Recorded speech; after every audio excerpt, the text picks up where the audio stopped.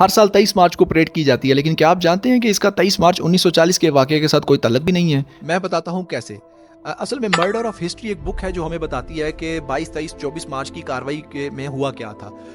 22 اور 23 کے دنوں میں تو کچھ ہوا ہی نہیں جس میں پاکستان کا ذکر آتا ہو، لیکن 24 مارچ کو جو 2 قراردادیں پیش ہوئی تھی اس کے اندر صرف ایک تھی فلسطین کے حق میں اور ایک تھی مسلم اکثریتی علاقوں میں مسلمانوں کی نمائندگی کے حق میں تھی، لیکن بعد ازاں پاکستان آزاد ہوا اور 1958 میں پہلا پاکستان کا آئین آیا اور اس آئین کو بھی 23 مارچ کو پیش کیا گیا، اور جس دن پیش کیا گیا اس دن ایک اور قرارداد پیش ہوئی کہ اس دن کو ہم خاص طور پہ منایا جائیں گے، تو اس کا نام رکھا ہم نے یوم جمہوریہ۔ لیکن بعد ازاں ایوب خان آ گیا۔ ایوب خان نے آ کے کیا کیا جی کہ اس کو ٹینشن یہ لگی کہ یار یہ تو جمہوریت تو میں نے چوپٹ کر دیا، میں کس منہ سے عوام کو اپنا شکل بھی دکھاؤں گا، تو